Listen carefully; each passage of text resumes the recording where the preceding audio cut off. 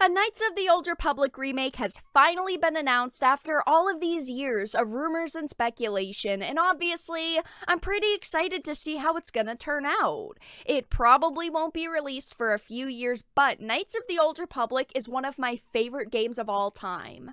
Unfortunately, when it comes to remakes, though, it's always better to set your expectations pretty low, because sometimes, yes, they are amazing, and other times they turn out like garbage because developers change the story around or fail to capture the essence of the original game. But unfortunately, even though KOTOR is an amazing game and this remake could be an amazing one of the writers has a pretty nasty history of attacking Star Wars fans. They are constantly mocking men on social media just for existing, and she has literally admitted that KOTOR isn't even close to being one of her favorite Star Wars games. So I have an article that I want to read and a ton of tweets to show off, but before we get into the topic at hand, if you enjoy the content that I create, please make sure to subscribe to the channel and hit the notification bell.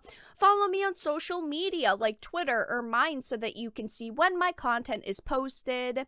And if you do really enjoy the videos and the live streams that I create, please consider becoming a Dark Titan via Patreon for just $1 a month or supporting via memberships. All of the links are in the description, and of course, I do really appreciate all of the support. So let's start off with this Bounding into Comics article. Former The Mary Sue writer and social justice activist Sam Maggs working on Star Wars Knights of the Old Republic remake. So Star Wars Knights of the Old Republic remake was announced at the PlayStation Showcase 2021, where the game's lead producer made it abundantly clear the game is a complete remake. Now, usually when industry events like this happen, I live stream them, and I was live streaming this PlayStation Showcase. I was so excited when I saw KOTOR be announced. I am really hoping that this is going to turn out to be an amazing game, but unfortunately, the people behind it don't sound very promising. He explained that this is a complete remake of the beloved Star Wars story.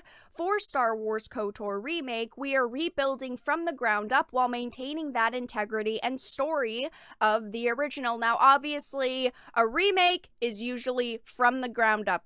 That's what a remake is, or else it would just be a remaster. And I'm hoping they do stay true to this. They keep the integrity and the story from the original. I do really hope that they don't change it around a ton, mess it up, but unfortunately, some of the people behind this game sound like that's all they'll want to do. So it says in an interview with StarWars.com, he also reiterated, "Our big goals on this are to bring the story to a modern audience and have it be just as impactful today as it was for players when it originally launched." Now, this does sound worrying because whenever we hear about a game being brought to modern audiences, usually it means it's changed around and they change a bunch of things like the story or the characters to be more diverse and inclusive, to tell different stories that modern audiences could relate with, as they say. But it says Lucasfilm Games executive producer also told StarWars.com, "We've been working really closely with Aspyr for a long time now to deconstruct what made KOTOR so great and bring that back to new audiences because we want this game to be an incredible RPG." Now, I think that KOTOR is amazing. The story is amazing, the characters are fantastic, and the atmosphere was perfect for a Star Wars game, and I think they could remake it and have it be fantastic, but when we start to hear about the writers on this project and it being made for modern audiences, a lot of that hope dies, and I wish that we were just talking about one or two examples here, because if that's all this was, I think a lot of people would look past it, but we are talking about someone with a massive history of attacking Star Wars fans, hating on KOTOR, and men in general. So this is a Data Racer post. He said BioWare has hired Sam Maggs to rewrite KOTOR, and he does go on to clarify it's actually not BioWare making this game, it's Aspyr and Lucasfilm Games.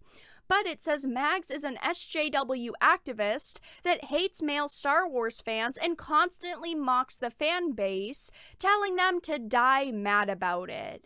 She was also asked about her favorite Star Wars game in 2019 and said not KOTOR. There are millions of fans of KOTOR around the world, and they just had to pick someone to be a lead writer who doesn't actually like KOTOR.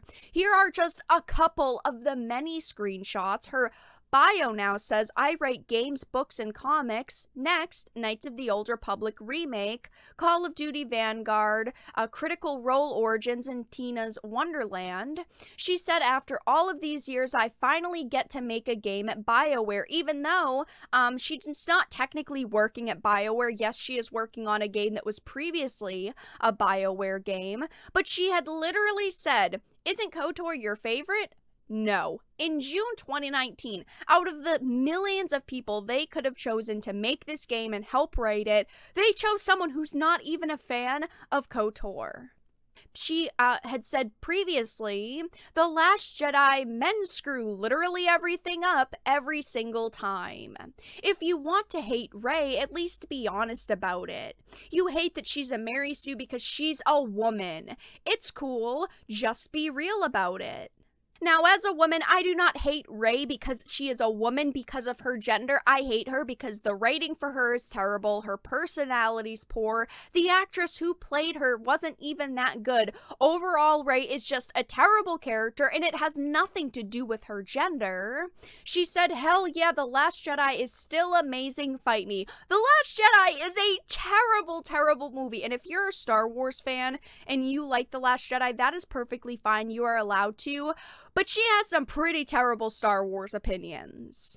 She said, laughing my ass off, are bros really mad that Rey is a Mary Sue? Yeah, because Mary Sues are lazy writing. You could make a character good, you could give them a unique backstory, give them a ton of depth and detail, but no, instead, I'm strong because I'm a woman is the way they decided to go with Rey, and it doesn't really work. Here are even more examples. There are so many here. It's not just one or two. That's the problem. If it was just one or two, I know a lot of people would just overlook it and say, who cares? Yeah, they have a little bit of a history, but it doesn't really matter. But we are talking about tons of posts here.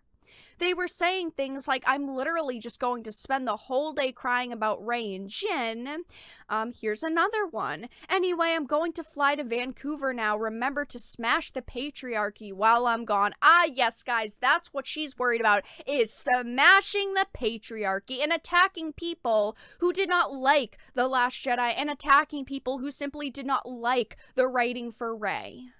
And Data Racer also said the disdain these people have for Star Wars fans and even geek culture in general is truly astounding. And it is, because these people claim to want diversity and inclusivity and they want to respect people who are different than them. Yet at the same time, they go and attack people with opinions different than theirs. And they say, your opinion's wrong and mine is superior. I was really excited to hear Jennifer Hale's voice again because she played Bastila Shan in the original KOTOR and she played Satele Shan in SWTOR, and she's returning to the remake. I was excited to hear that they basically confirmed Revan could be either gender again, because in the original game, Revan could be a male or a female, even though in the canon they are a male. I thought that the short teaser looked gorgeous, and if they do truly recreate the original game, that would be amazing, but are we supposed to have faith in writers like this who are attacking us? And back in 2019, she was even dunking on people who didn't like The Last Jedi. She had said, I would stake my life on the rise of Skywalker, referring to Kylo, and I would look forward to dunking on every fool who thinks JJ is retconning Rey's existing backstory. They're getting fucking trolled, and it's beautiful. Now, this doesn't hard confirm that it's gonna be completely dead on arrival. Maybe she will be able to separate her politics from her work and not inject her own opinions into the game, and maybe it could still turn out amazing. She is not the only writer on this project, and we know that KOTOR is massive, but we shouldn't just ignore this. If these are the types of people they're hiring, people who have openly said KOTOR isn't their favorite Star Wars game, or that they hate the fan base for the franchise they're working on, that is a very bad sign that this is going to be a shit show. I still hope that KOTOR, the remake, comes out and it's fantastic and it's amazing and it's what all of us want, but this is not a good sign, and I definitely think we have a lot to be worried for. But let everyone know your thoughts in the comment section down below. If you enjoyed it, please make sure to give it a like, share it, and subscribe to the channel. And of course, if you didn't, make sure to give it a dislike. I appreciate your support either way. But I will talk to you all again in the next video really soon.